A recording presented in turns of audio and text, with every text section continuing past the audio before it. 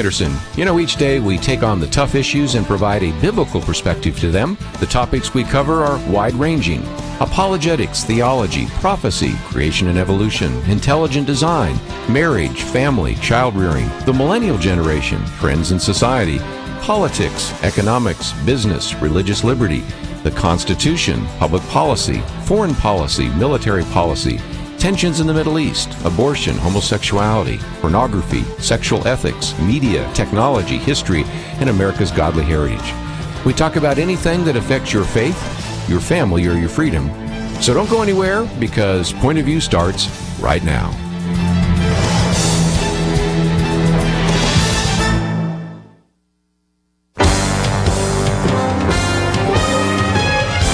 Across America, live. This is Point of View.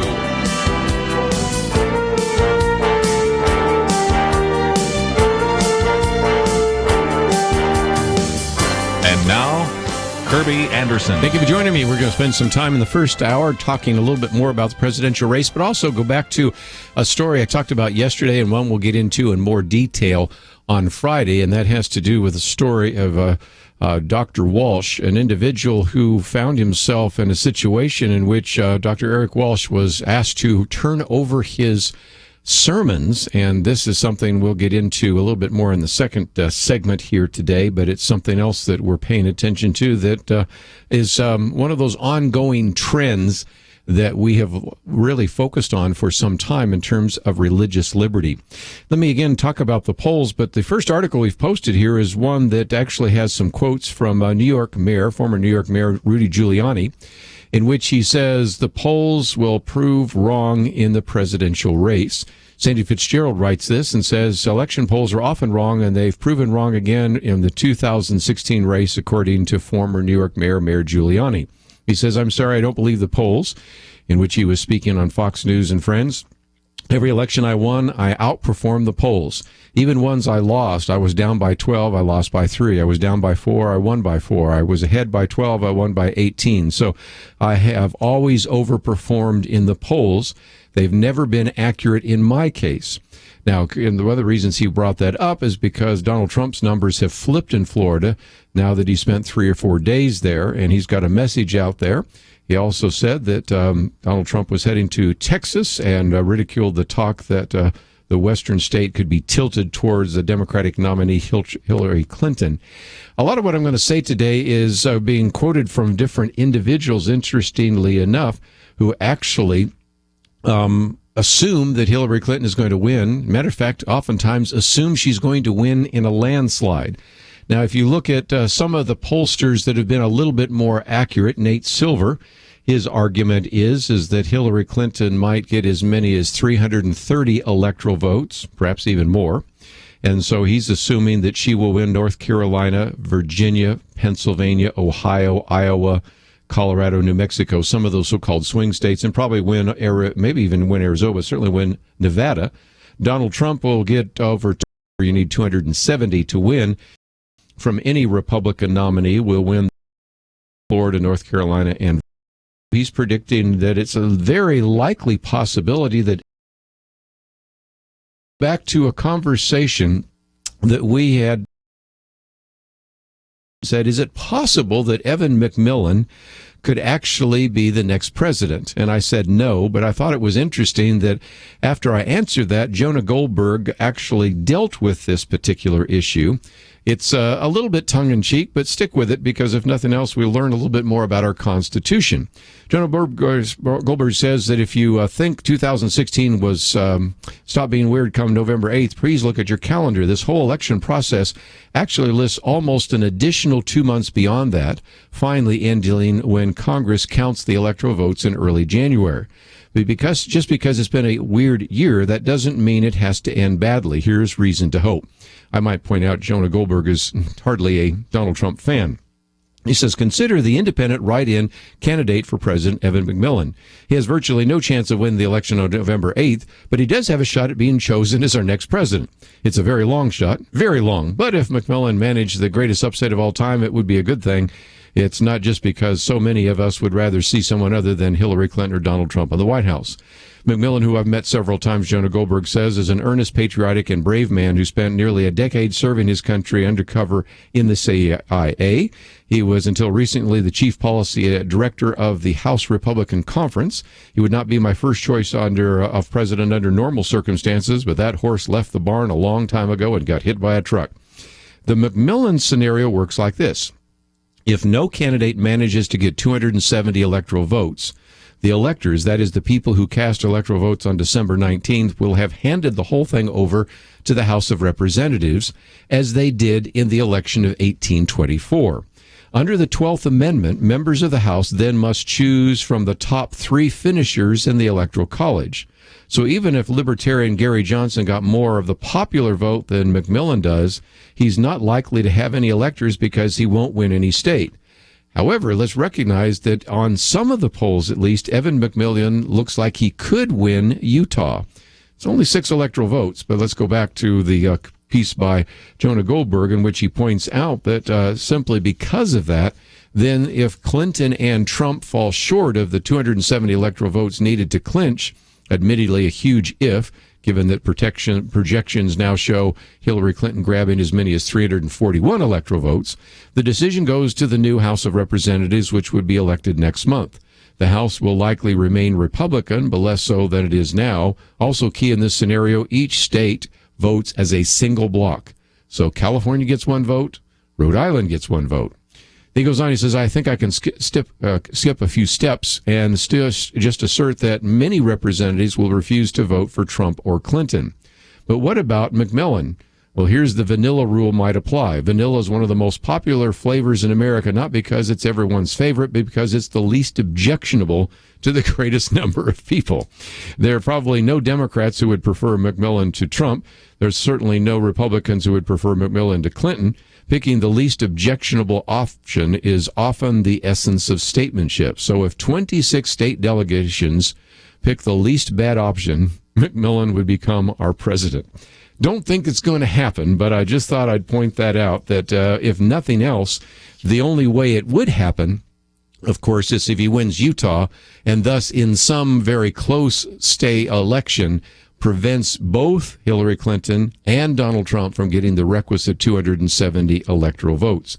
Something where maybe Hillary Clinton gets 266, comes real close, and Donald Trump gets 264, something like that, and he picks up the remaining 6 as Utah. To show the frustration that people have about that possibility, it was interesting the other day, Lou Dobbs said this on the air, but he also put this in a tweet. He says, he's speaking about McMillan. He says he's nothing but a globalist, a Romney and Mormon mafia tool, and he gets all upset about it. But again, just the fact that people are even talking about and I'm not talking about a third party. I mean, I'm like a 5th party candidate.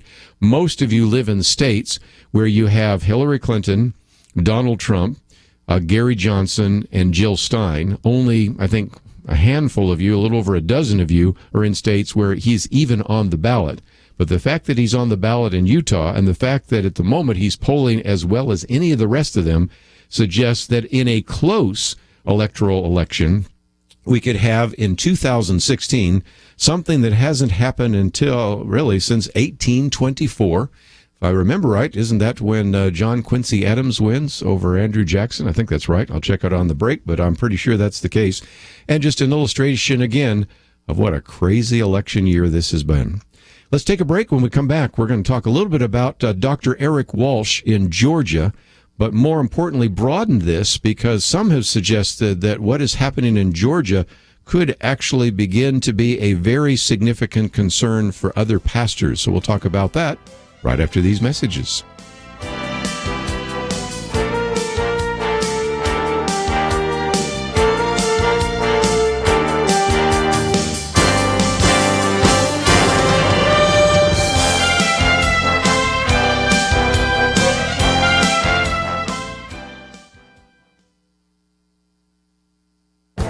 This is Viewpoints with Kerby Anderson. You know, more and more Americans believe in pluralism and many believe in universalism. First, let me define the terms. Universalism would be the belief that everyone will be saved after death and go to heaven. Pluralism is the belief that all faith positions and belief systems are equally true or essentially true. According to a Barna survey, Americans are still not embracing universalism. A majority of Americans still believe in exclusive views rather than inclusive views concerning heaven.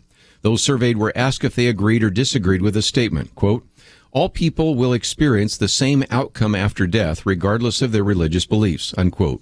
Americans disagreed with the statement by 55%. The survey shows that Americans still reject the idea that everyone is saved, but the declining percentages suggest that universalism may become the dominant theological view in the next few years. Given the influence of tolerance and political correctness, it is reasonable to assume that universalism will become more prevalent over time. What about pluralism? The survey asked if Americans agreed or disagreed with this statement, quote, "It doesn't matter what religious faith you follow because they all teach the same lesson," unquote. A majority disagreed with the statement, although 43% agreed with the statement. The study also found that 59% of adults believe that Christians and Muslims worship the same God even though they have different names and beliefs regarding God, and the study also found that 40 and the Book of Mormon are all different expressions of the same spirit, already becoming the dominant influence of pluralism in our world today. I'm Kerby Anderson, and that's my point of view. From PureFlix, I'm Not Ashamed. Rachel Scott's life was taken at Columbine High, but her story lives on. Rated PG-13. Now playing.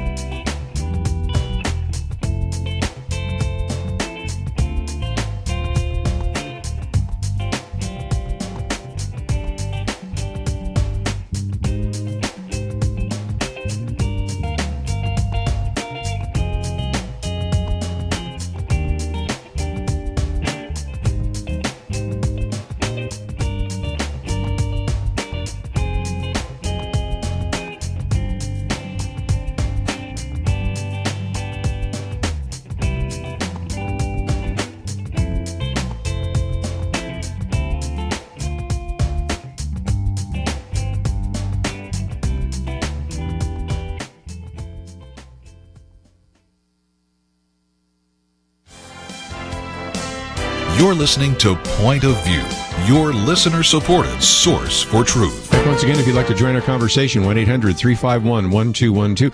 Let me just mention in the second hour, Bruce Ashford will be with us. He wrote a piece a while back that really got my attention, 4 Flawed Secular Models for Dealing with Racism. And since the race relations has been one of these big issues in the campaign, wanted to have him speak about that.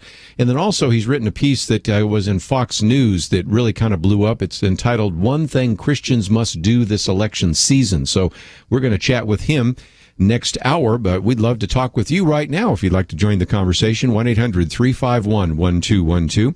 Let me come back to the story of Dr. Eric Walsh. Again, I'll give you the story, and it's something we've talked about before with Kelly Shackelford, but this is an individual in California who was then accepted for a position as the district health director for the Georgia Department of Public Health. And so everything was fine, and then a week later, an official with the Department of Public Health asked him to submit copies of a sermon or a few of the sermons that he had preached as a lay minister. After they obtained copies of his sermon, they divided them up, reviewed them, and then fired him. Well, of course, there's a legal battle going on because of our friends at First Liberty. And in the process of building their legal case against Eric Walsh, the state of Georgia now has requested these sermons. And I love what Jeremy Dice, who's been on this program with us many times before, says. The state insists that they did not fire Dr. Walsh over his religious beliefs or sermons. If that is true, why is it now? And so that's, I think, a very Research Council put it this way. They said, not long ago, liberals argued that Christians couldn't bring their beliefs to work. Now it seems you can't even bring them to church. That's the lesson Georgia state officials are apparently trying to teach Dr. Eric Walsh, but it's the state leaders that need some schooling. Again, they tell the story about the fact that he accepted this job from California to go to Georgia, but then after they actually looked at some of his sermons, he was fired. And of course, as they said, Georgia's Department of Public Health insists that it has nothing to do with his biblical beliefs, but as our friends at First Liberty Institute know, that's nothing but a vain attempt to cover the tracks for which could be an open and shut case of religious discrimination. Thanks to First Liberty, Dr. Walsh didn't shrink back and take the discrimination from Governor Nathan Deal's administration. He filed a lawsuit against the state of Georgia. Since then, they say the legal battle has taken some interesting twists, most recently when the state demanded copies of Dr. Walsh's sermons, sermon notes, and even his Bible. Can you believe this? Sound familiar, they ask? It should. It's exactly the totalitarian tactic that the Texas mayor took towards the Houston Five, a group of ethnically diverse pastors who'd been preaching against the transgender bathroom ordinance she forced on the city. Desperate to silence her chorus of critics, she subpoenaed 17 forms of communication from the pastors as a tool of intimidation, despite the fact that these 5 pastors were never part of the lawsuit. In the end, her outrageous sermon grab, according to Family Research Council, only succeeded in one thing: galvanizing the community and sending her personally motivated gender confusion law down the tubes. Apparently, the leaders, they say, in Georgia didn't learn anything from Parker's downfall and seem intent on starting their own holy war over religious liberty. It says, produce a copy of your sermon notes and or transcripts. That comes from the Attorney General. And again, we see exactly what is unfolding there in Georgia. So we're going to have a chance to spend a little more time talking about that tomorrow with Kelly Shackelford. But one of the pieces I will post tomorrow, but I thought I'd read a little bit from it right now, is a piece by Michael Brown entitled, Pastors, They're Coming for You. And he says, okay, I get it. If the title of this article sounds conspiratorial and inflammatory, in fact, it sounds like a shock headline designed to get your attention. Who, after all, is this ambiguous they're referring to, and why are they coming for you, referring obviously to Christian leaders, and what, pray tell, are they coming to do to you? So I admit it, I did come up with the title of the article for shock value, but he says, the fact is you need to be shocked. It is only sensational because it is true. He says, consider this headline from Fox News. State of Georgia demands pastor turnover sermons. Yes, a lay minister who is suing the Georgia Department of Public Health for religious discrimination has been ordered by the state's attorney general to relinquish his sermons to the government, according to federal court documents. In the words of the attorney general, please produce a copy of your sermon notes and or transcripts. And of course, he asked the question, why is the state of Georgia demanding these? And then he goes through a little bit of the story that we've just told you about. And again, he says Walsh was fired for the unpardonable sin of preaching against homosexual practice based upon Scripture. And note that he was preaching this to his fellow congregants, not giving a lecture to his staff. As Walsh's lead attorney, Jeremy Dice, said, he was fired for something he said in a sermon. If the government is allowed to fire someone over what he said in his sermons, they can come after any of us for our beliefs on anything. Goes on and then reminds us of a few other cases. Talks about, for example, the case of the Atlanta fire chief, Calvin Cochran. Again, for those of you in Georgia, can you help me out here? Why is it every time we seem to be talking about religious liberty cases, it's in the state of Georgia? What has happened over there in that state? Anyway, he talks about him being fired for his beliefs about sexuality and marriage. And then you have a variety of others. He talks about Dr. Angela McCaskill, Associate Provost of Diversity and Inclusion at Gallaudet University in Washington, D.C., was suspended for signing a petition which called for a vote on same-sex marriage.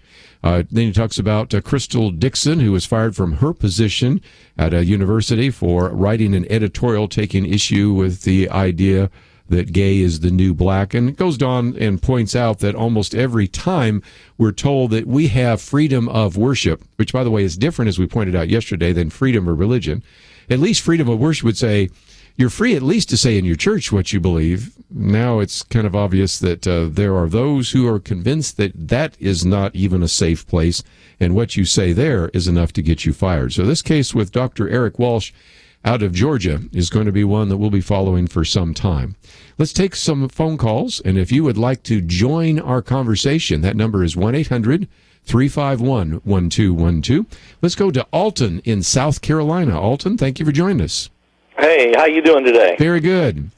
I want to make a comment. I made it here a good while back. If Trump wins this election, Obama's not going to be very, very happy at all. I feel like he's going to try something, or he's going to declare martial law or something, or try to do something to stop the Republican being in office because of his legacy and all.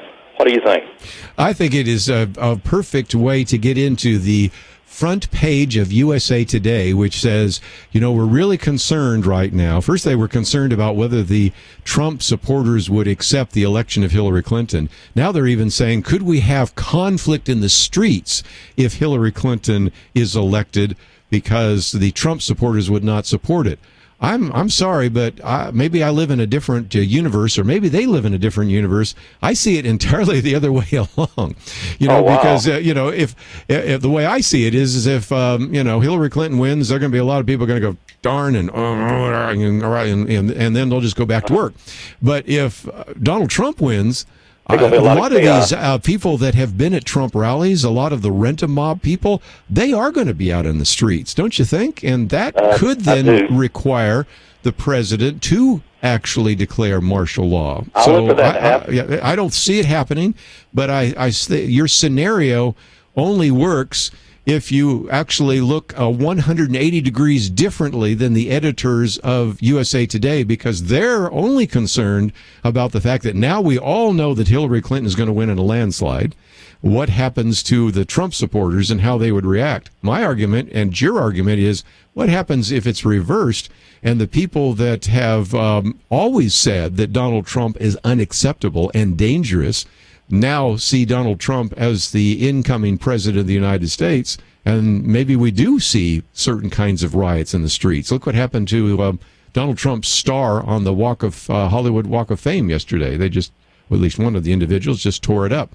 So I think your scenario is at least possible, but it's just the polar opposite of what you see in the front page of USA Today. We'll see. Okay. Appreciate you bringing that up. Let me, if I can, get to some of the other phone calls. A lot of you have some comments about this issue and many of the others. So let me, if I can, take a break. When we come back, those of you that are waiting on the line, you'll be first up, because I do want to get some of your comments. We've got a few other issues we'll put on the table. And don't forget, we'll get back into this issue of 4 secular models that are flawed of how to deal with racism. What can the church offer? And then also a very good piece by Bruce Ashford will be with us in the second hour. One thing Christians must do this election season. Lots of great material available on our website today. I've already quoted from 1 or 2 of them, and we'll quote from all of them by the end of the program. So if you'd like to read those or pass them on to others, please do so. I've been mentioning the last couple of days that we have our cruise to Alaska. We now have our brochures, so if you'd like to get one of those brochures for a cruise to Alaska, send us an email. We'll send you one in the mail, because we would love to see you on the boat with Kelly Shackelford, Penna Dexter, and with me. We'll take a break. We'll come back with more right after this. Why does Kerby Anderson do what he does? Because he believes in God's ability to use you to make a difference. There's a real need for us to articulate a responsible biblical perspective and to give people an understanding of what is happening in the world, and in addition to educating them, to then empower them to go out and make a difference for Christ. Together we can push back the growing darkness. It's not going to be easy, but by God's grace, it is happening, one person, one community at a time. Join us in this mission. Become a monthly partner. $1 a day, $30 a month will make a huge difference. Or perhaps you can do $100 a month. We need partners of all sizes. We need you. Give today online at pointofview.net. At the top of the page, next to the Donate Now button, click on Become a Monthly Partner. Pointofview.net.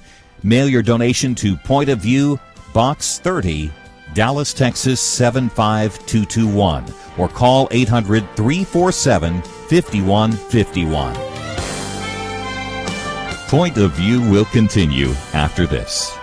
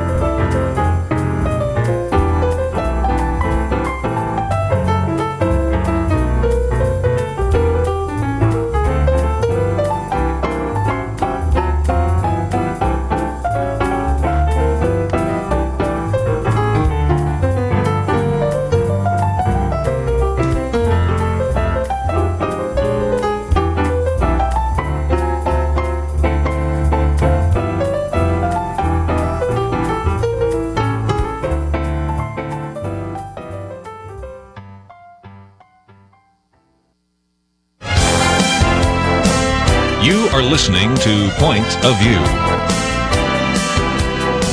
The opinions expressed on Point of View do not necessarily reflect the views of the management or staff of this station. And now, here again is Kerby Anderson. If you'd like to join a conversation, 1-800-351-1212. Read a little piece from Michael Brown that's available in the stream. We're going to post it on our website tomorrow because it ties in so much to what we'll be talking about with Kelly Shackelford, entitled Pastors, They're Coming for You.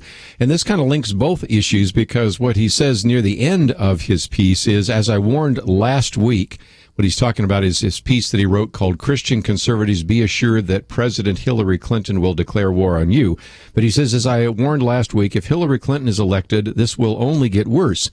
Even if Donald Trump is elected, abuses like this will continue on a local level for years to come. There's only one thing that can stop it, and that is simply that the Church of Jesus Christ, led by its pastors and elders, stand up to speak what is right and do what is right, regardless of cost or consequences. If we do, the tide will turn. He says, now I'm quite aware that I sound like a broken record, having written about this theme 3 times in 2 weeks, but I keep sounding the alarm until God's people wake up, beginning with the leaders. And with yet another example staring us in the face, we sleep on our own peril, not to mention our lasting shame. If you'd like to join us, 1-800-351-1212. Let's go to the state of Georgia, where many of these cases are surfacing, and talk to Dawn. Thank you for joining us today. Hey, how are you? Very good. What do you think's going on there? Boy, you got my blood boiling right now. My blood pressure is sky high. I'll be daggone if anybody's going to tell my pastor what to preach out of that Bible and to take my rights away as a Christian and learn the Word in that Bible. I am so irritated right now. You just don't know. It took me 6 years living in the state of Georgia to find a church that's not afraid to stand up and preach the Word of God out of that Bible. Well, we need to get together with Eric Walsh. I think he does a pretty good job of it, too.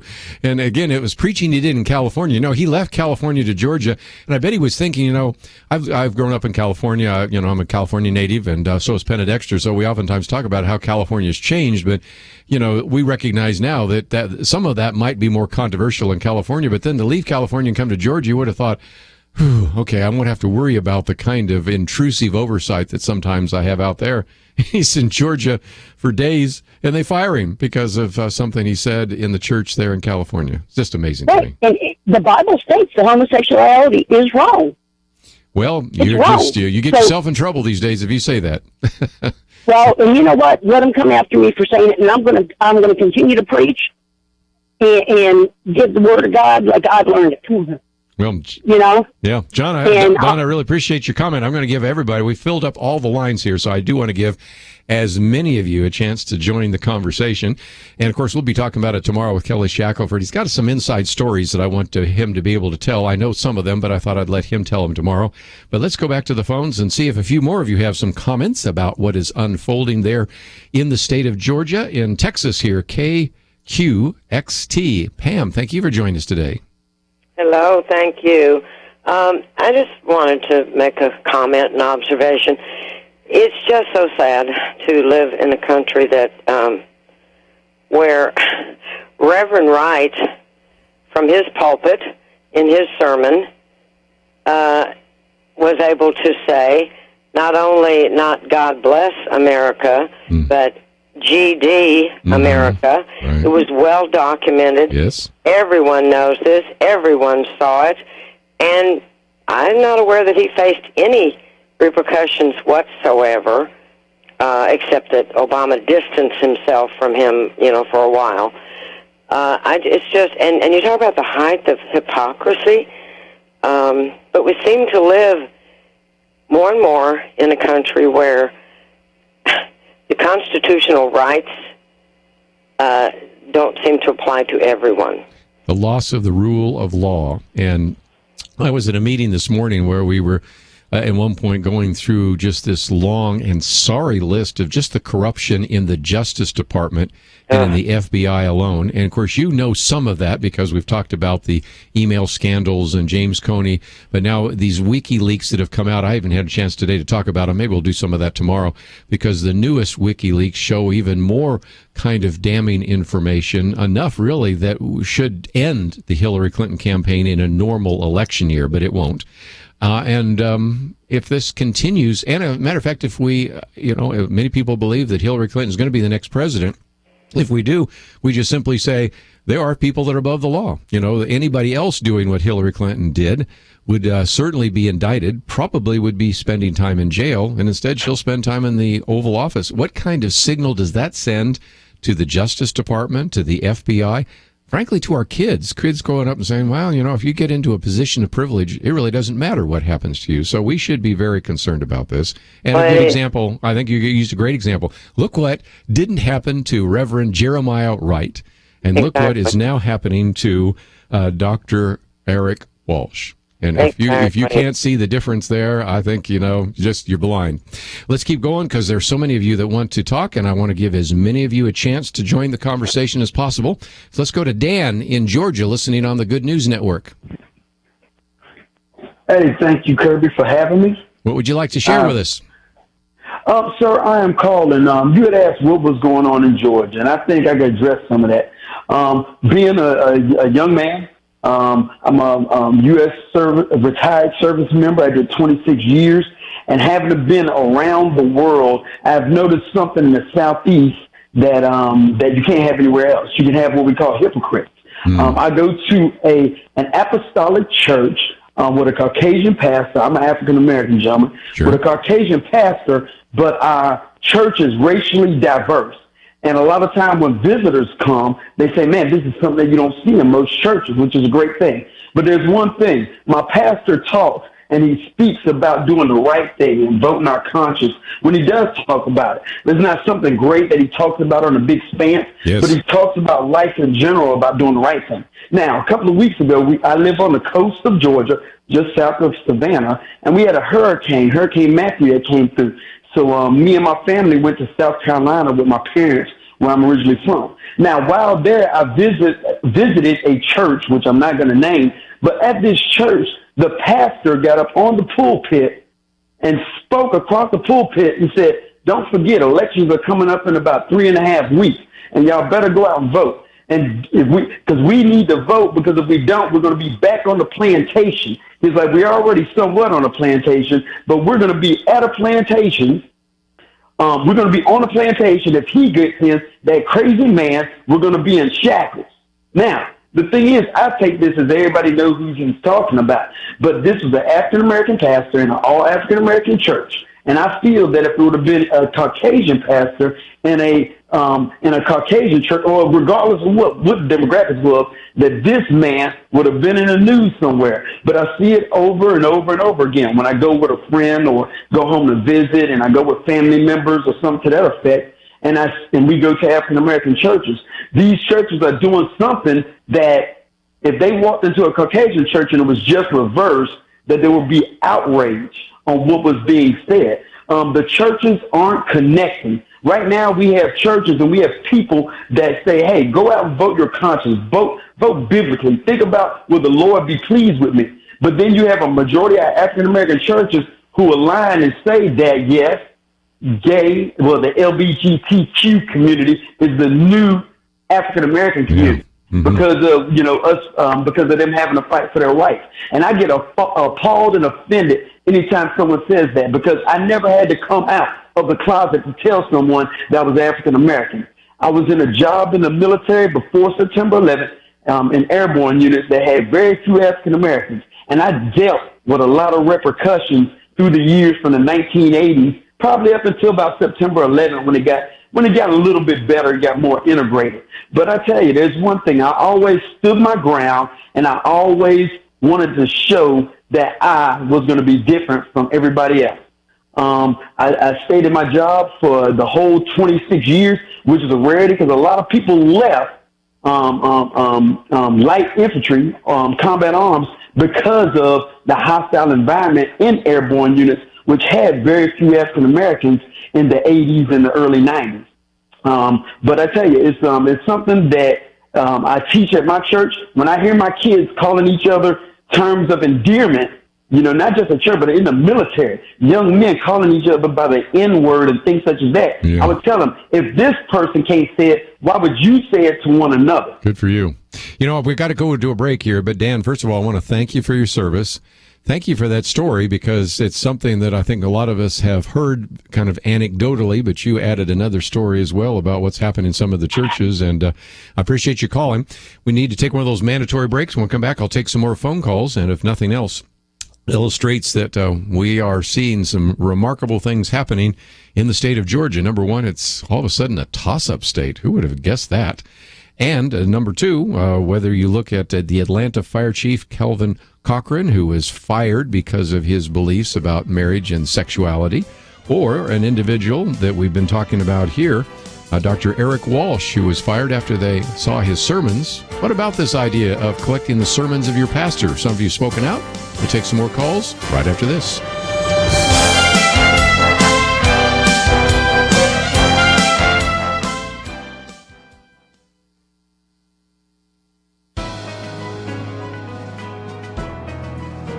Welcome to the First Liberty Briefing. I'm Jeremy Dice. A Turkish man refused to serve in the Turkish military because Turkey is a secular government rather than one based upon the Quran. But the European Court of Human Rights recently ruled that he cannot claim conscientious objector status. The European Court explained that the evidence before the court did not suggest that his stated beliefs, including a firm, fixed, and sincere objection to participation in war in any form or to the bearing of arms. Previously, on the First Liberty Briefing, I discussed the remarkable case of Desmond Doss, a conscientious objector who was awarded the Medal of Honor. Historically, however, Doss's case is rare indeed. The standard for conscientious objection in America was announced in 1971 in the Supreme Court decision of Gillette versus the United States. The Supreme Court determined that the exemption for conscientious objectors is consistent with the First Amendment. As the court explained, it is not impermissible for Congress to attempt to accommodate free exercise values in line with the Supreme Court's happy tradition of avoiding unnecessary clashes with the dictates of conscience. Still, the bar is very high for conscientious objectors, and it is rarely granted. Nonetheless, it is interesting for us to consider that even in times of war, when conscription is made necessary, our nation's commitment to protecting religious conscience is unwavering. To learn how First Liberty is protecting religious liberty for all Americans, visit firstliberty.org.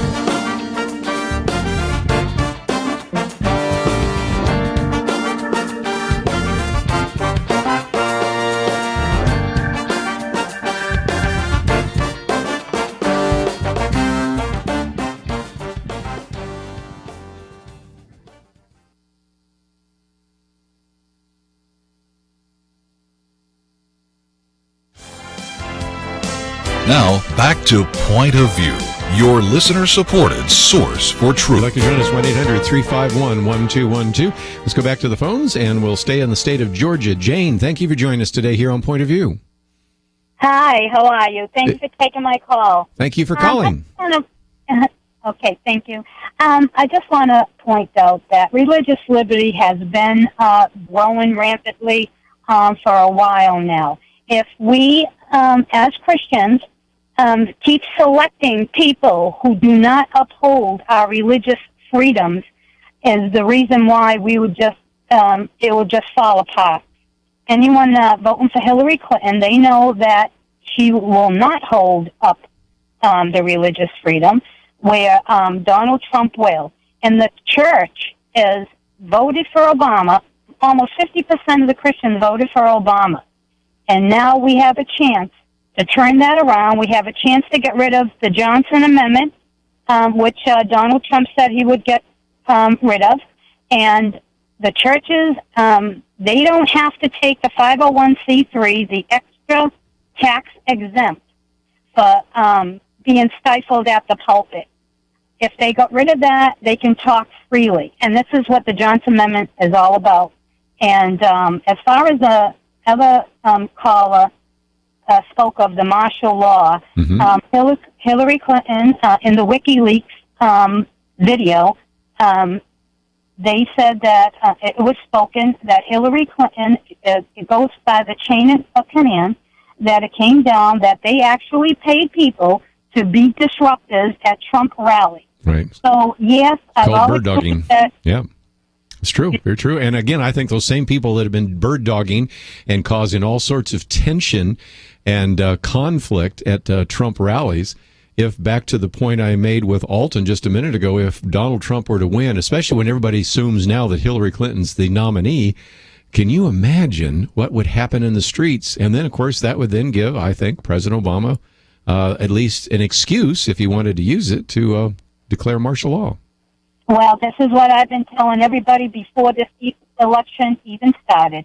It's just an example how I would say we have a good chance, 98% chance that if Hillary does not get in, we have a chance that he will call martial law, and he will be, they will be all over the streets. I mean, this is the most outrageous, evil. We don't fight against the flesh. We fight against the spirit.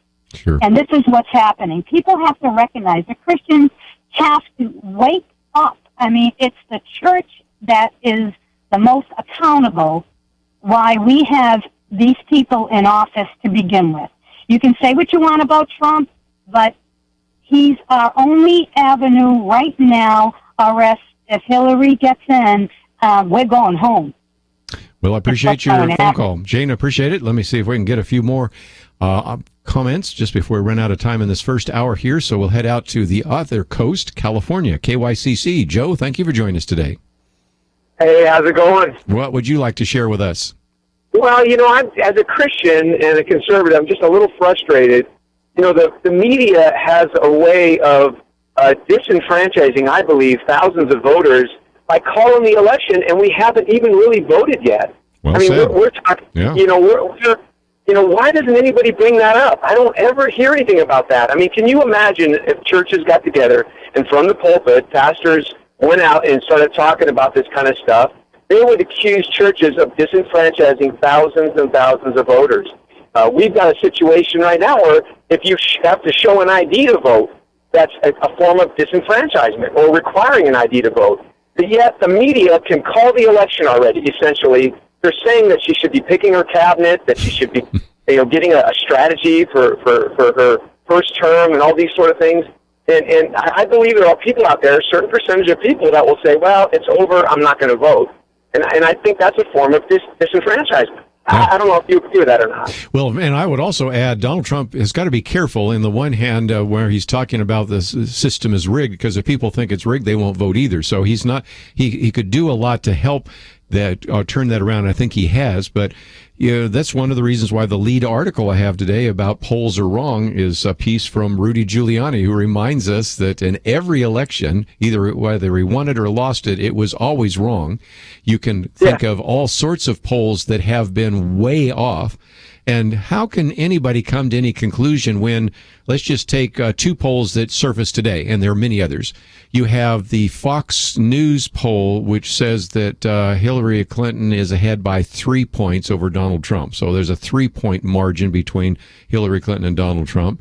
Then you go to the Associated Press, and they say there's a 14% difference. And it's like, really?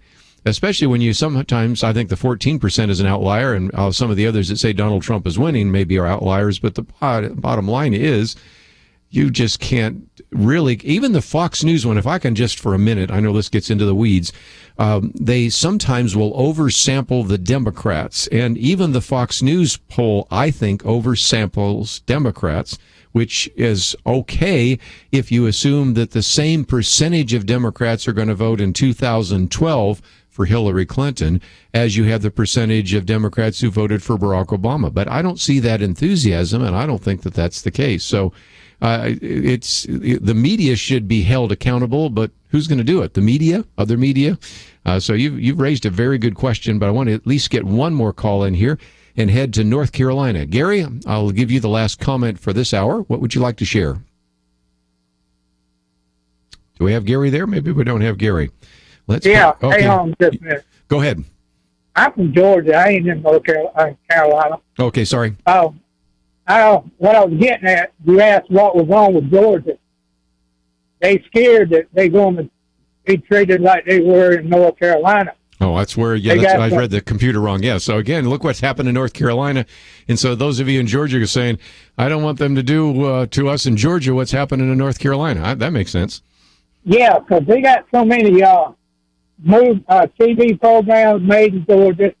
They got so many movies made in Georgia. Plus, they got the Super Bowl is supposed to be coming in either 2019 or 2020. So it's the old follow the money, huh? So again, yes, sir. Don't want to lose the various broadcast contracts. We don't want to lose the Super Bowl. We don't want to lose NCAA games being broadcast. We don't want to lose movie entities from using Georgia. I got it. Well, there's a good example.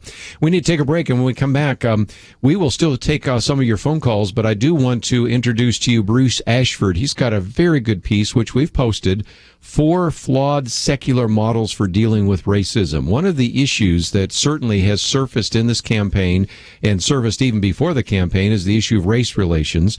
Does the church have something to say about that? And maybe do we need to think about how to apply that? And then also we've posted his piece, One Thing Christians Must Do This Election Season, which has been a very popular piece. So both of those by Bruce are with us. He'll be with us for about a half an hour, and then I'll take some more phone calls in the last half hour. But from time to time, I like to cover some of these issues that are either front and center in the campaign or sort of on the back burner that need some attention. So that's why when we come back, if you want to hold your phone calls or call back, we certainly will take those calls. But I also want to give Bruce a chance to educate us on some of these important issues.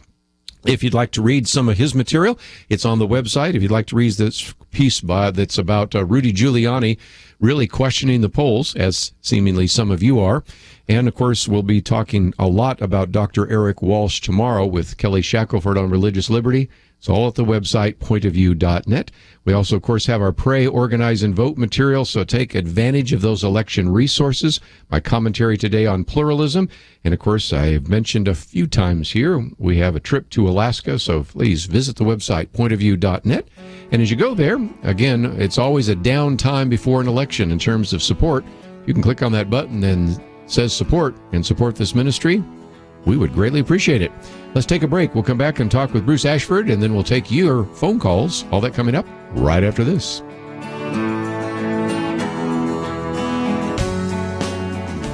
This election has been one of the most divisive in history. Even close friends have been driven apart because they dared support the wrong candidate.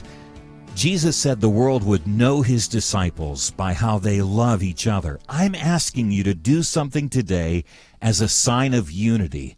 Step up and support the Truth Team at Point of View Radio so we can be a beacon of truth in 2016 and beyond. America needs Christians to be informed and as unified as possible, applying God's wisdom to civic life. Point of View can be a key part of a successful mission. Visit pointofview.net. Make a difference by giving as generously as you can, or call us 800-347-5151. Our next president will likely appoint at least 2 Supreme Court justices, maybe even more. We need each other. And I believe that we need Point of View, and Point of View needs you to invest in the mission. Please join us today. pointofview.net and 1-800-347-5151. Point of View will continue after this.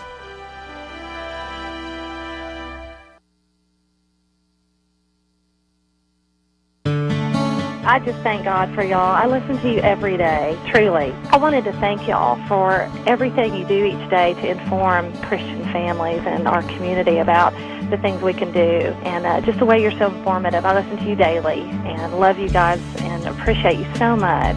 God bless you, Kerby, for keeping this show so on track and for the decades of wonderful help to this nation that Point of View has been. We're all big fans of your work, and we pray that God will just prosper it. As a Christian, over the years that I've followed this program, I am constantly challenged to be on guard and to evaluate what's going on. And if for no other reason, to protect the caliber and the truth of your programming, I need to participate and to back your program financially to ensure that the truth stays out there for people to hear, to view, and to be a part of.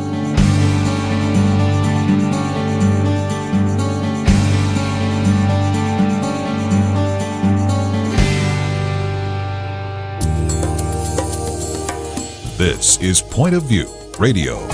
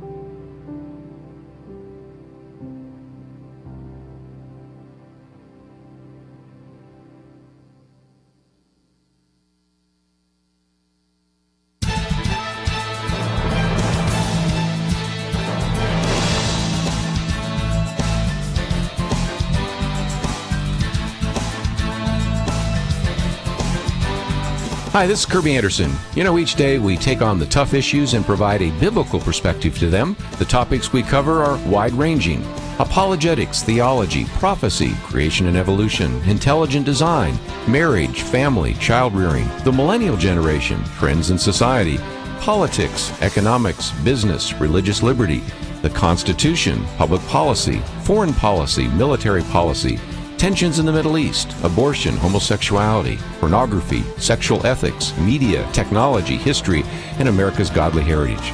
We talk about anything that affects your faith, your family, or your freedom. So don't go anywhere, because Point of View continues right now.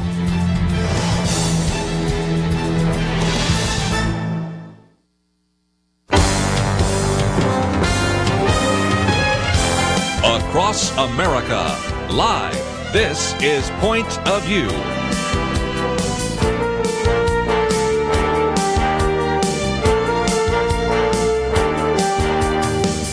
And now, Kerby Anderson. Second hour, we're going to spend a little bit of time talking about secular models for dealing with racism. Then I'll get back to some of your phone calls. And some of you want to wait. We certainly can get to your calls. You can call back in just a few minutes, because certainly we've had quite a discussion about religious liberty and what's happening in Georgia. But I did want to bring this to you, because it is a very important way to, again, talk about one of those issues that has been simmering oftentimes in the background, sometimes front and center in the presidential campaign, and something we need to address, and that is the issue of racism. So we've posted a couple of articles. First of all, 4 flawed secular models for dealing with racism, and also one thing Christians must do this election season, something that was very popular when it came out on Fox News.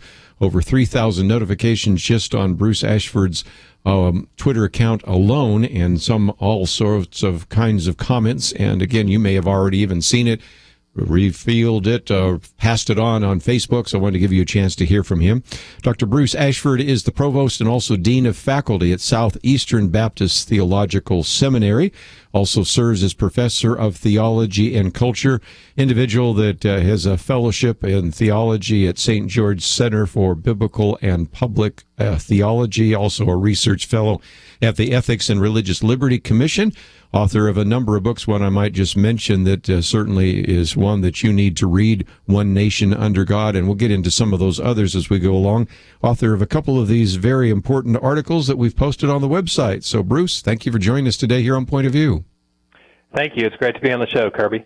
I might just mention that as we talk about these models for dealing with racism, a lot of this comes from a book by George Yancey. Dr. George Yancey's been on the program with us before. He's a professor at the University of North Texas in Denton. His book, Beyond Racial Gridlock. I wanted to have you talk about it, because you're going to look at it more than just from an academic point of view, but from a pastoral point of view. But this is really what was the occasion for this particular article that we posted on the website, true? Yes. And so, again, let's, if we can, kind of get into this, because it seems to me that there are some flawed conceptions that people have about racism, and help us understand what some of those are, because that's influential in trying to figure out how we can bridge this racial divide that we have here in America.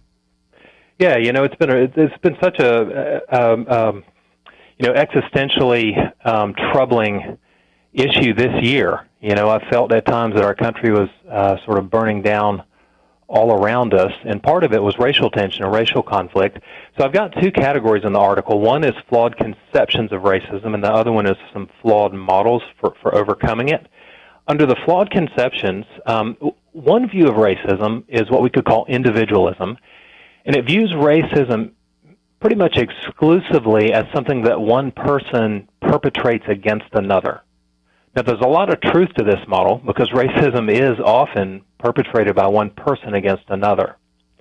But it doesn't, the problem with it is that it doesn't recognize, in my opinion, that racism can find its way into cultural institutions. And so you can end up with cultural institutions that sort of stack the deck against a race or a socioeconomic class, or it's not just race, it's, you know, it's other types of people. Sure. The second model is structuralism. And this model is the opposite, and these folks tend to view racism almost exclusively in terms of structures rather than things committed by a person against another. And so I think what we should do is probably learn from both of these models. The way I see it, racism is perpetrated from one person to another, but not just racism, but any kind of sin or idolatry finds its way into cultural institutions and social groupings. So the Bible talks about religion as something that's located in the heart, in the innermost recesses of who we are. Mm-hmm. But precisely because of that, it radiates outward into everything that we do, right? And so the Bible uses bidirectional language. We're either worshiping the God of Jesus Christ or we're worshiping an idol, sex or money or power or the Allah of Muhammad. And that directionality warps cultural institutions. So if all of our worship was directed purely toward the God of Jesus Christ, our cultural institutions would be pure.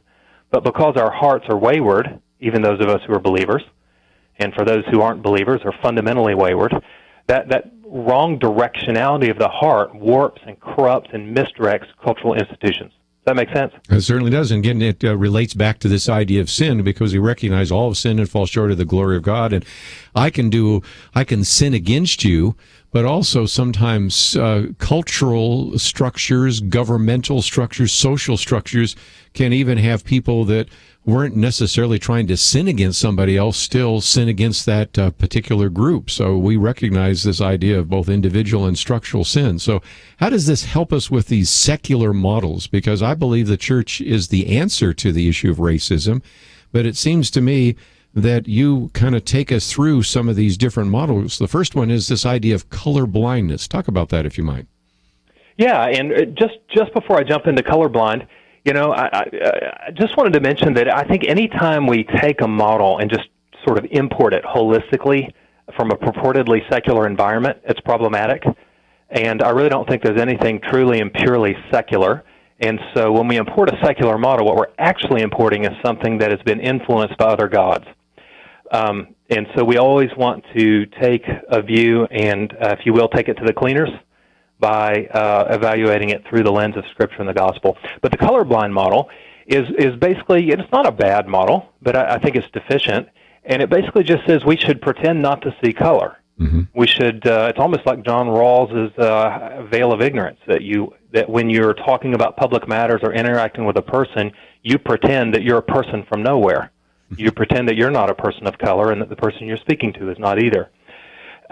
Theologically, I would just say I think there are some ways in which the Bible affirms people's particularity, and sometimes our particularity is something that should be rejected. It's something that's warped or corrupted by sin. But if it's something that's a part of God's creation order or part of just the natural aspect of who we are, then it shouldn't be ignored, and it can even be admired. Well, and even in Revelation, it talks about the fact that, we have every nation and tribe and people and language. So the Bible seems to recognize a person's family, their ethnic background, their language. And so colorblind is to ignore what the Bible seems to talk about, at least in the book of Revelation. It's true. And there are also a couple of fascinating verses in Revelation. We're not exactly sure what they mean, but where we're told that the ships of Tarshish and the cedars of Lebanon, for example, will be in heaven. And so it even seems that maybe cultural particularity in some way might be reflected. Wow. I'm not sure of it, but possibly. Let's take a break, and when we come back, we'll get into a couple of the others. One, of course, is this idea of color blindness, but what about a few of the others? Anglo-conformity, I know what that is. You got to be like a white person, multiculturalism, white responsibility. We've got a couple of those models, and then really want to talk about how the church can be the difference. When oftentimes presidential candidates have been asked, what are you going to do about the racial divide? I'm thinking, well, there's only a little bit that the government can do. It can prevent any kind of blatant discrimination. But it really, if you're going to talk about changing the heart, that's really a responsibility of the church, not the government. And so that's why we're talking about it today. Bruce Ashford with us. We have a number of very good articles by him on our website. We'll continue our conversation with him, and then a little bit later open up the phones for your comments. All that coming up right after this.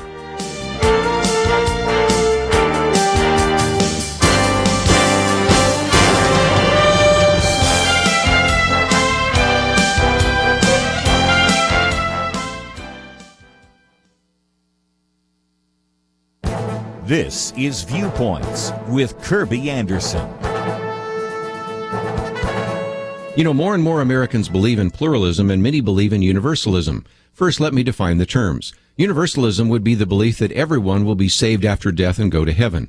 Pluralism is the belief that all faith positions and belief systems are equally true or essentially true. According to a Barna survey, Americans are still not embracing universalism. A majority of Americans still believe in exclusive views rather than inclusive views concerning heaven. Those surveyed were asked if they agreed or disagreed with a statement, quote, all people will experience the same outcome after death, regardless of their religious beliefs, unquote. Americans disagreed with the statement by 55%. The survey shows that Americans still reject the idea that everyone is saved, but the declining percentages suggest that universalism may become the dominant theological view in the next few years. Given the influence of tolerance and political correctness, it is reasonable to assume that universalism will become more prevalent over time. What about pluralism? The survey asked if Americans agreed or disagreed with this statement, quote, it doesn't matter what religious faith you follow because they all teach the same lesson, unquote. A majority disagreed with the statement, although 43% agreed with the statement. The study also found that 59% of adults believe that Christians and Muslims worship the same God even though they have different names and beliefs regarding God, and the study also found that 43% believe that the Bible, the Quran, and the Book of Mormon are all different expressions of the same spiritual truths. Pluralism is already becoming the dominant theology of Americans. Pastors and Christian leaders should take note and address the influence of pluralism in our world today. I'm Kerby Anderson, and that's my point of view. From PureFlix, I'm not ashamed. Rachel Scott's life was taken at Columbine High, but her story lives on. Rated PG-13. Now playing.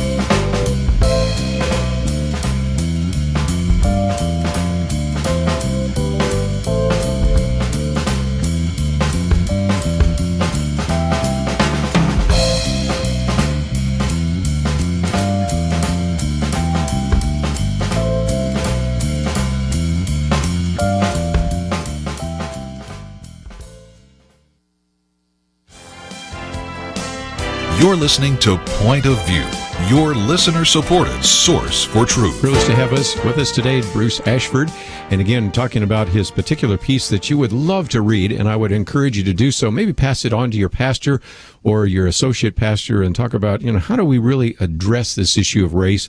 4 flawed secular models for dealing with racism, and then also in just a few minutes we'll get to his piece, The One Thing Christians Must Do This Election Season.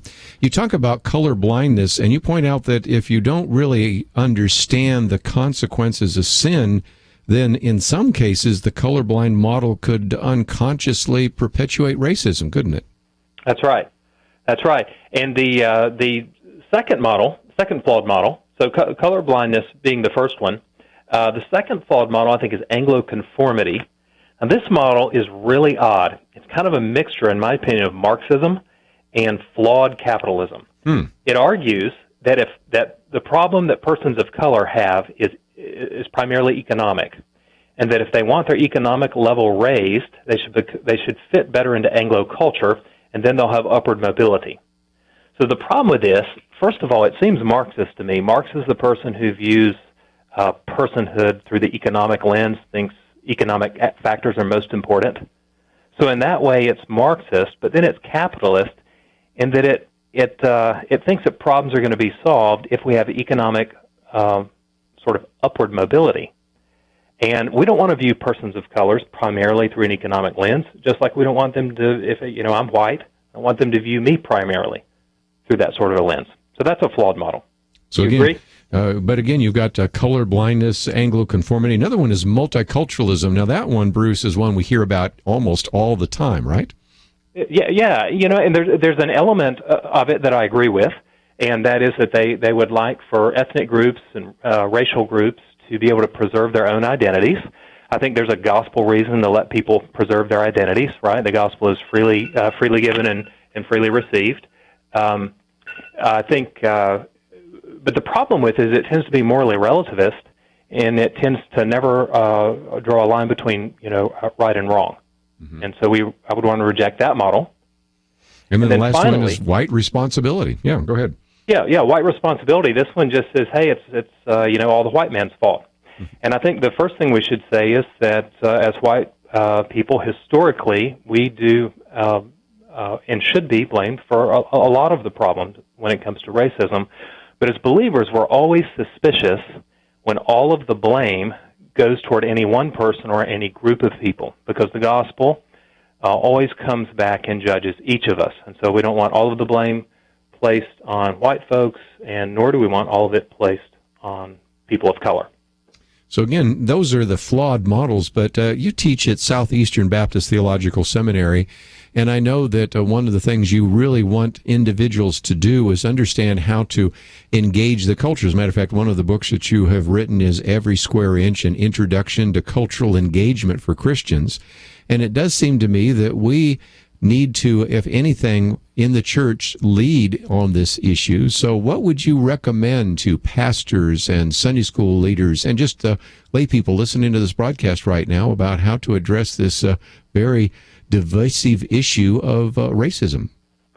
Yeah, thank you. So let me mention a few theological things and then a few practical things. So theologically, I think the doctrine of creation is wonderful.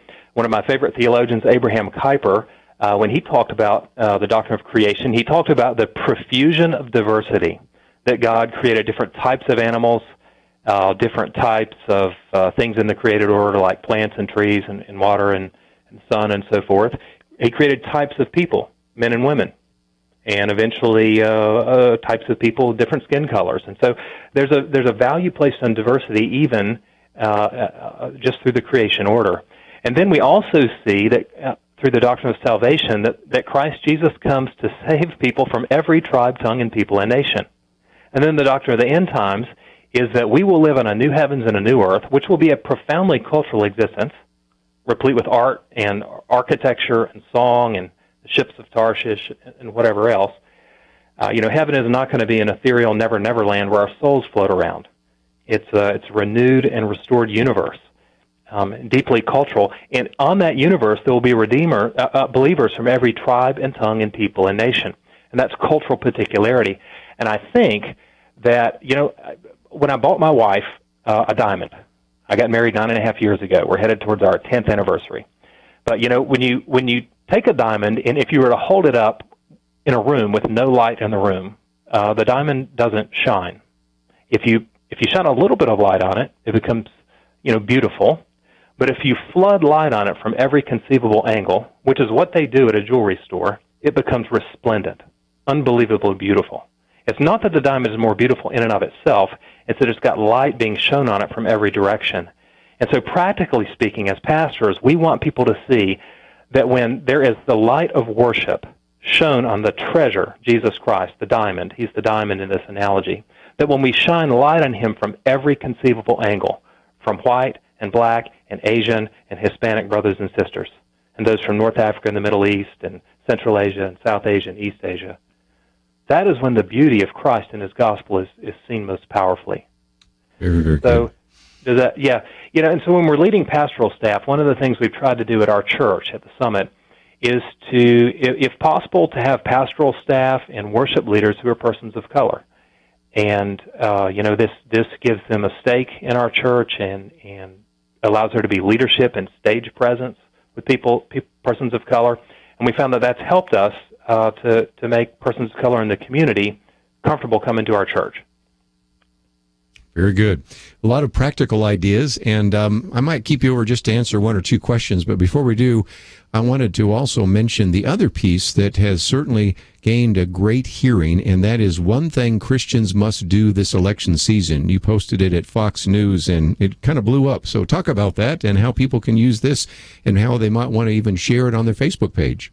Yeah, thank you.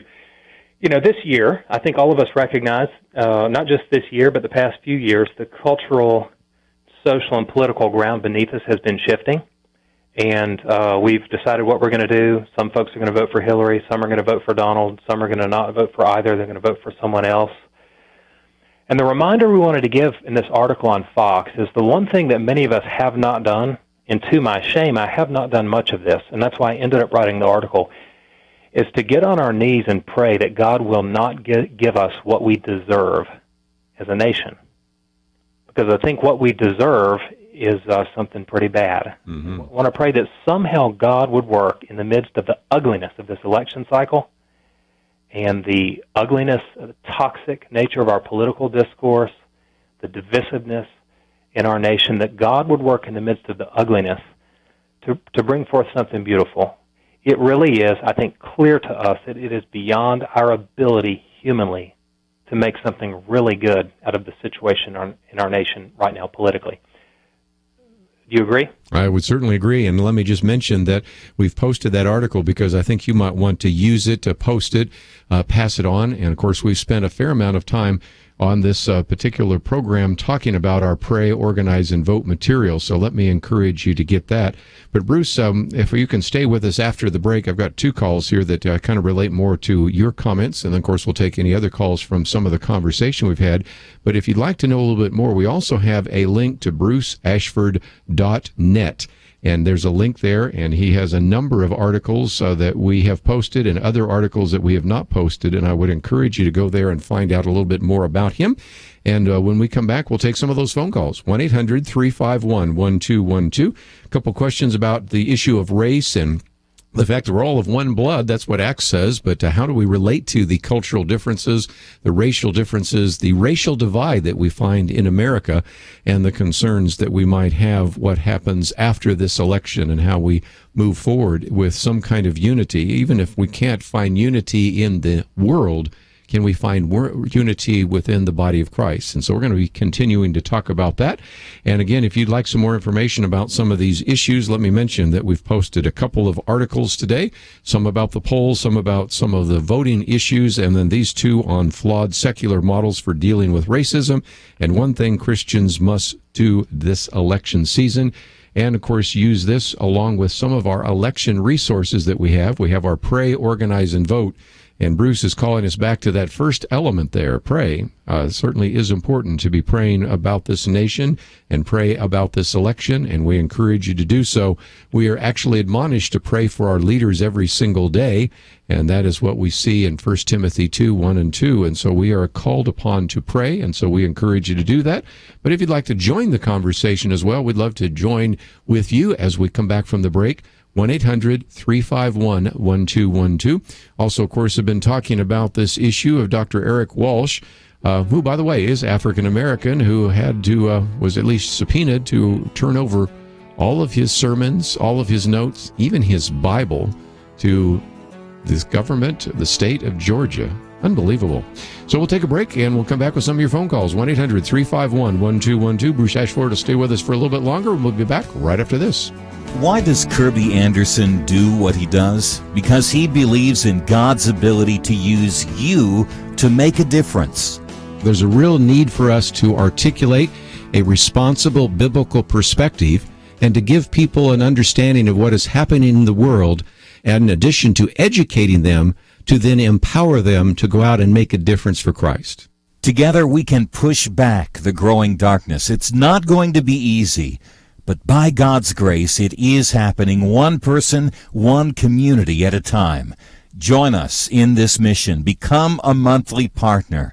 $1 a day, $30 a month will make a huge difference. Or perhaps you can do $100 a month. We need partners of all sizes. We need you. Give today online at pointofview.net. At the top of the page, next to the Donate Now button, click on Become a Monthly Partner. Pointofview.net.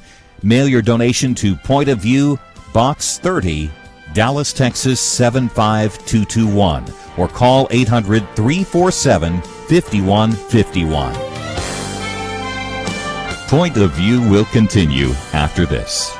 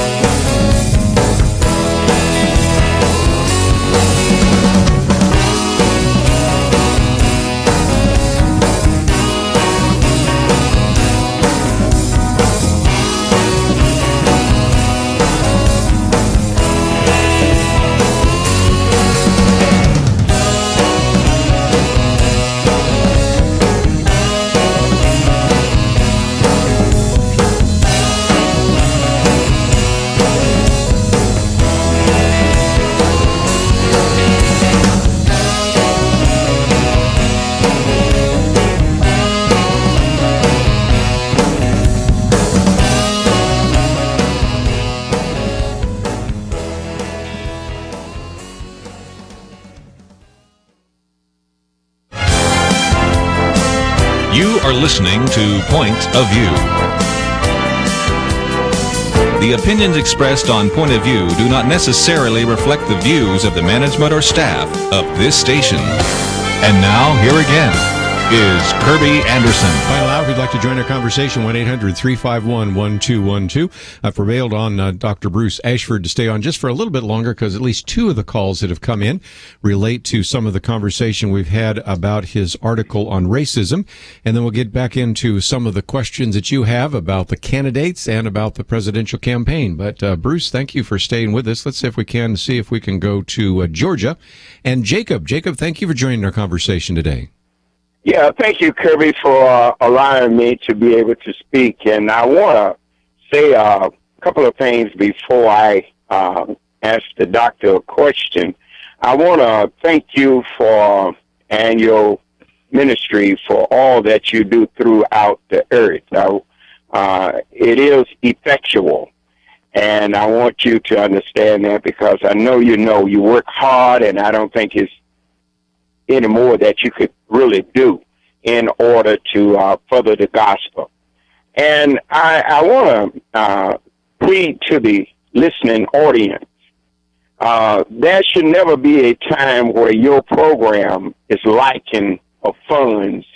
And we as Christians, we should learn to support ministries like yours that is reaching out and shining light into darkness. And I want to ask everybody who are listening, if you only send $10 a month, send it, because this is why Satan has such a great grip on America and the world, is because the world support their own. They will spend billions of dollars to make sure that they are heard. And that's it. And I don't want to tie up too much time. Sure. But well, thank you. Yeah. I mean, the Lord is working a great work through Point of View. It seemed like I heard, and I'm not sure, I heard the statement made that some of the different cultures or something maybe was created afterward or came into view afterward. And it seemed like I could be wrong, Doctor, but was there a statement that you said that was? How did the cultures come into being? Bruce Ashford, that's a very good question. Go for it. Yeah, so there's all kinds of. You can ask a cultural anthropologist for an answer to that, a sociologist for an answer to it, and I can't speak too well from those points of view. But if you just define culture the way I do, I say culture is just the result of what happens when God's imagers interact with His good creation. So whenever human beings interact with each other and the rest of the created order, they make cultural things, and then when they group together in societies, those societies make cultural things together, and we call those cultures. And so, cultures have continued to develop all throughout history, and will continue to develop until the Lord returns. Some of those developed over language. Don't we have, again, after the Tower of Babel, the separation of languages, and in some respects then that creates a separation because different groups with different languages can't communicate with each other, and so different cultures spring up. Isn't that at least a way to look at that? I think so. I think that the proliferation of languages intensified the differences between cultures. I think there were different cultures before there were different languages. Probably. Or at least different subcultures. Sure. But you're right.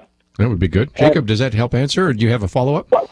Yeah, I have a follow-up there because I think a lot of time we get race, and I'm of a belief that God created the human race, one race.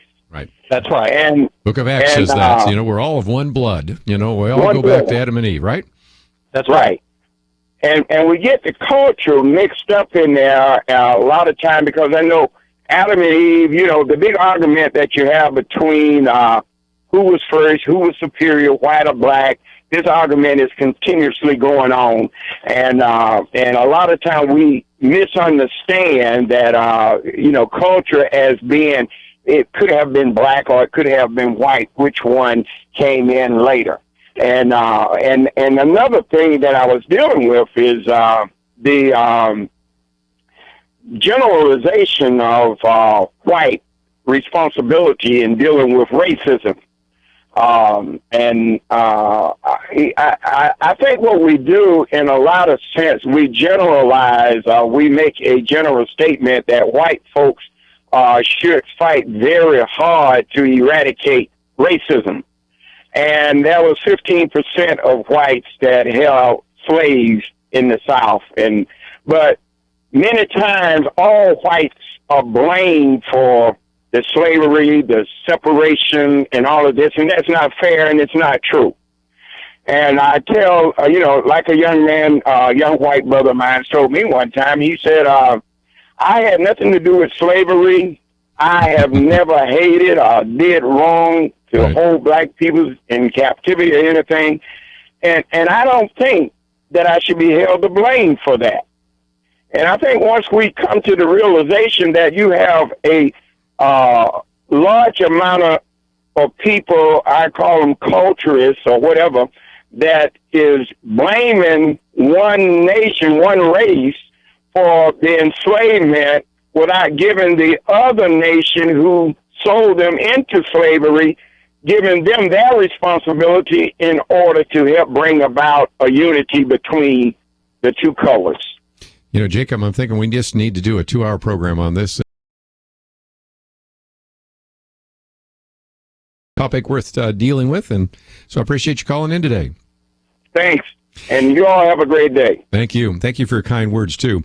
Bruce, actually, I noticed that the other person wanted to talk to you. I think we sort of answered the question as we got into this issue of cultures and of being of one race. So I'll let you go because I know you probably have a busy day there at Southeastern Baptist Theological Seminary. But before we go, let me first of all encourage people to go to your website because there's a lot of great material there, and it's simply bruceashford.net. Of course, we have a link there as well.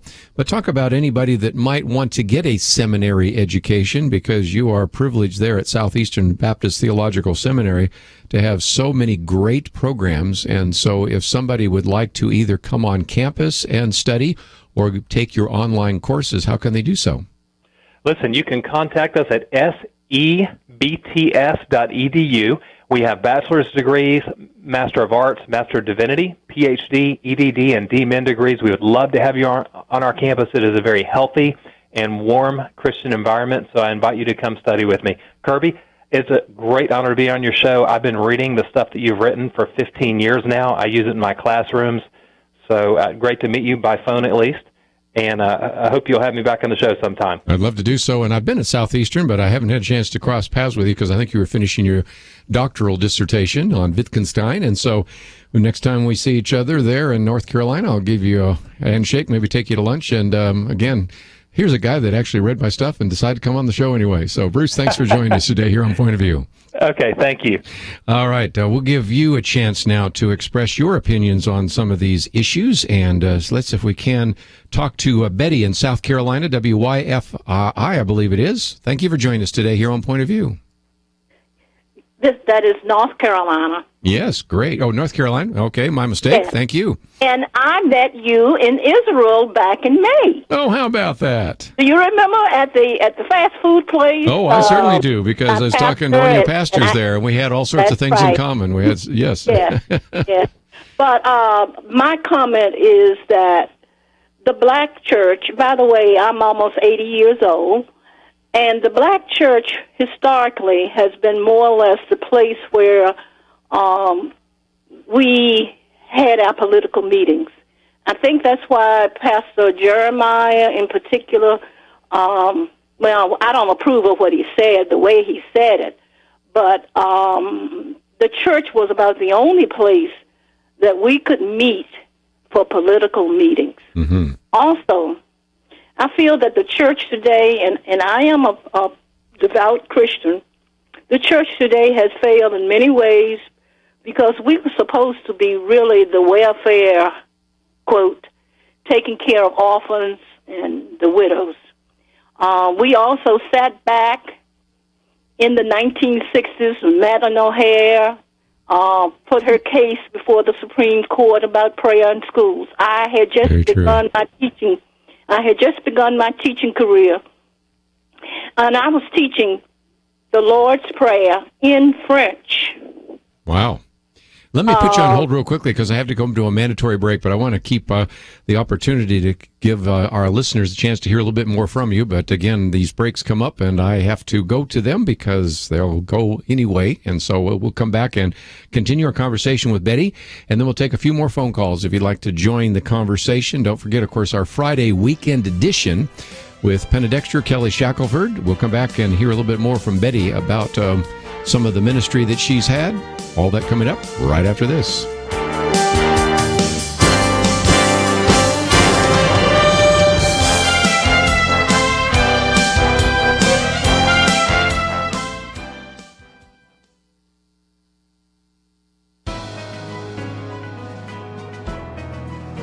Welcome to the First Liberty Briefing. I'm Jeremy Dice. A Turkish man refused to serve in the Turkish military because Turkey is a secular government rather than one based upon the Quran. But the European Court of Human Rights recently ruled that he cannot claim conscientious objector status. The European Court explained that the evidence before the court did not suggest that his stated beliefs, including a firm, fixed, and sincere objection to participation in war in any form or to the bearing of arms. Previously, on the First Liberty Briefing, I discussed the remarkable case of Desmond Doss, a conscientious objector who was awarded the Medal of Honor. Historically, however, Doss's case is rare indeed. The standard for conscientious objection in America was announced in 1971 in the Supreme Court decision of Gillette versus the United States. The Supreme Court determined that the exemption for conscientious objectors is consistent with the First Amendment. As the court explained, it is not impermissible for Congress to attempt to accommodate free exercise values in line with the Supreme Court's happy tradition of avoiding unnecessary clashes with the dictates of conscience. Still, the bar is very high for conscientious objectors, and it is rarely granted. Nonetheless, it is interesting for us to consider that even in times of war, when conscription is made necessary, our nation's commitment to protecting religious conscience is unwavering. To learn how First Liberty is protecting religious liberty for all Americans, visit firstliberty.org.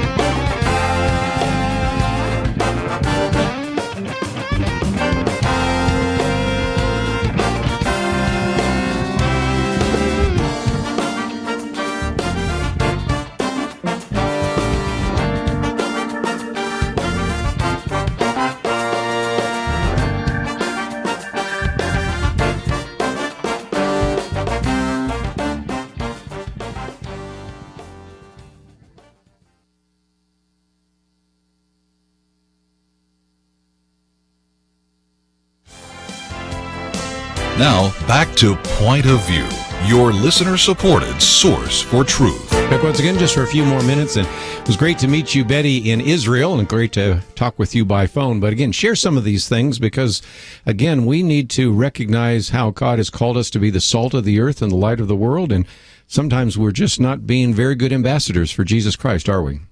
That's right. I was just thinking about the passage in 2 Chronicles where it says, if my people who are called by my name, et cetera, et cetera. Most people think of that as being America, but it's referring to Christians. We are the ones who are called by the name Christ. I mean, this is how we get our name. And I feel that we have not done what we should do. So it's time for us to get on the boat and do what we should do. I would certainly agree. And again, that piece that Michael Brown put out here, just saying, the answer to this is for God's people to wake up, beginning with the leaders, and then to begin to be an example.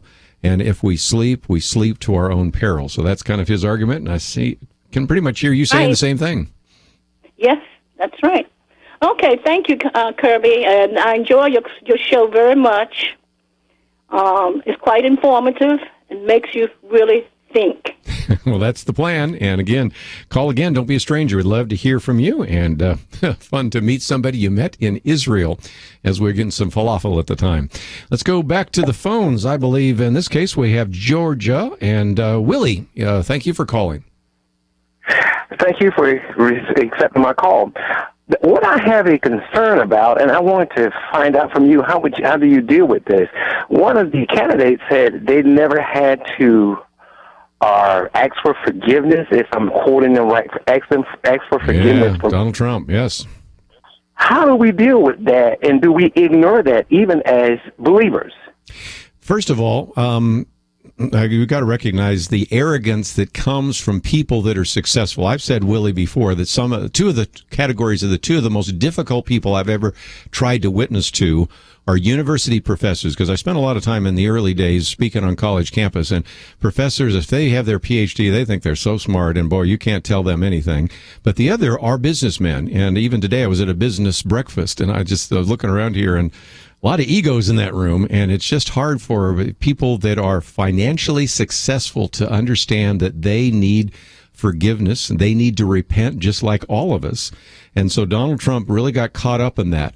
Now, I've heard since then that he became a Christian. I don't know if I can believe that or not. The proof of the pudding will be if that follows later on. But I'm very disturbed, and I think anybody who's ever listened to this program knows we're very disturbed by some of the things that Donald Trump has said, and that, from a theological point of view, would cause me to at least do nothing else than pray for him, and also be excited that there are some really godly people around him, whether you're talking about the Evangelical Advisory Group that includes people like Robert Jeffress and Jack Graham and David Jeremiah and Jim Dobson. And of course, I've heard even on this program about people like James Robison who've had a chance to share the gospel with him, or that he's next to a Christian like Mike Pence or Ben Carson.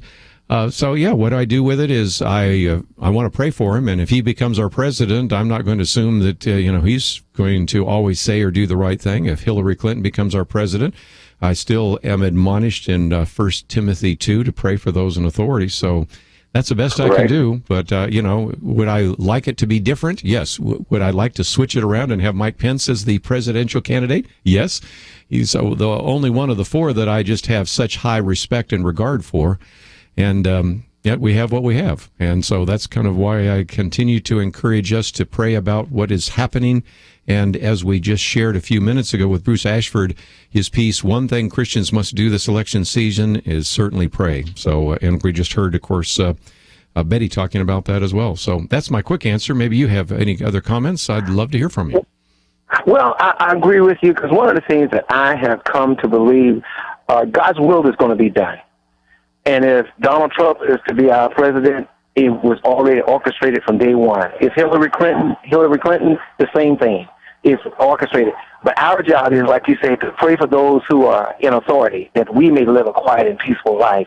And the second thing I wanted to say, if I have time, racism. One of the things one of the things I've learned to do as an Afro-American is to live with where we're at. I have no control over it. My job is to stay focused on the mission, as Jesus said, to seek, and he came to seek to save those that are lost. And our job is to, as Franklin Graham is saying, going out to spread the gospel of Jesus Christ, not to get sideswiped. Stay focused on the mission. So again, I just wanted to just call in and ask you that question and input that. Well, I think it's a very good question, and I hope you'll call back as well, because if nothing else, I appreciate the perspective, which we need to have, and certainly depend upon the Lord. One thing I might mention is that tomorrow we're going to get into a little bit more of the issue with Dr. excuse me, I just blanked on his name for a minute, Eric Walsh. And so we'll get into that, and we'll post the piece by Michael Brown. But one of the other issues that we wanted to post is a piece by Miriam Bell, Why Evangelicals Calling for Trump to Withdraw Are Wrong. And really what she's talking about is there have been those that have called both for Donald Trump to withdraw and Hillary Clinton to withdraw. But she says, we're not just electing one person, one man or one woman. We're electing basically 7,000. And the way she gets to that is to recognize that, in a sense, we're voting for the 4,000 political appointees who will run the agencies, departments, and programs in the federal government. We're also voting for the 3,000 appointments to boards and commissions that the next president will make. And then if that's not enough, we're also talking about at least 300 appointments to the federal judiciary, including the Supreme Court. So whereas you may not like the personalities and the character of Donald Trump or Hillary Clinton, what you need to do is you're not just supposed to look at the person, you need to look at but the personnel are very, very important. Who will be in that cabinet under Hillary Clinton, and compare that to who would be under the cabinet under Donald Trump. And while there are some real significant questions about the moral issues and the scandals involving both of those individuals, the issue is either way, one of those two will be the next president, and who will they place in the cabinet? And I think this piece by Marion Bell is very well done, and we'll post that tomorrow so that you can have a chance to think about what you are electing is more than just one person. You're electing more than 7,000 people who will serve at the pleasure of the President of the United States. And if that helps you understand a little bit more about what's at stake in this election, then I've done my job.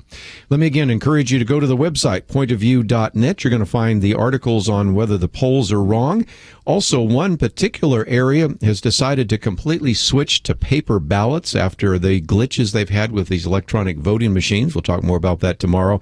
And then the two very good articles that we've posted, and there are many others, from Bruce Ashford, the one on models dealing with racism and one thing Christians must do in this election on prayer. Didn't get a chance to hear from all of you today, but we're out of time before we're out of content. That's usually the case. So take the time tomorrow to join us on Point of View's Weekend Edition. We'll have Kelly Shackelford and Penna Dexter. Don't forget that if you'd like to be with them for a week, we're going to be on an Alaska cruise in August. What a great opportunity. We have our brochures. We'd be glad to send one to you. And, of course, you can click on the website to find out a little bit more as well. I want to thank Andrew, Catherine, and Shamila for their help behind the scenes. Encourage you to visit the website, pointofview.net. And if you can click on that button that says donate, we would greatly appreciate it. It's a downtime financially, and if you can help us out, that would be a great encouragement to us. Let's take a break. We'll see you back here tomorrow on our Weekend Edition.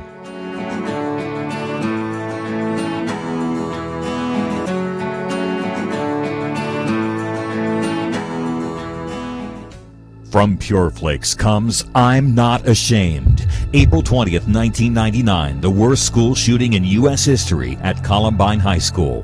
One victim was Rachel Joy Scott. Her life was taken, but her story lives on. Jesus gave his life for me, and I'll give my life to him. Based on her personal journals, I'm Not Ashamed, rated PG-13, now playing. More information at I'mNotAshamedFilm.com. Kerby recently wrote about the growing threat to our religious freedom. I hope you read that letter. There are few things more important. Many ministries say 2016 has been tough, very tough.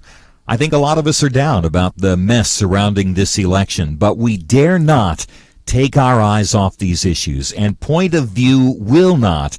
But we need your help. We really need your help right now to press on. Please visit pointofview.net, click the Donate Now button, or call 800-347-5151, or send a gift to Box 30, Dallas, Texas 75221. Point of View is produced by Point of View Ministries.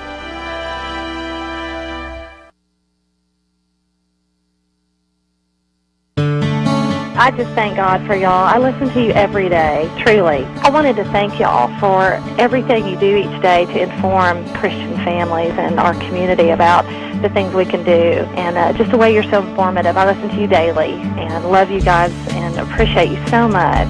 God bless you, Kerby, for keeping this show so on track and for the decades of wonderful help to this nation that Point of View has been.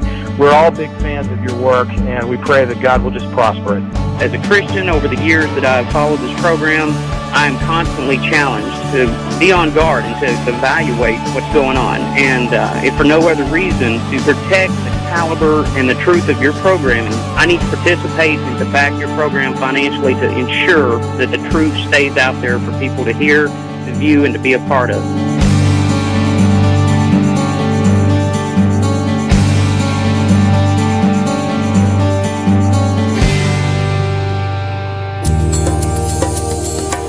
This is Point of View Radio.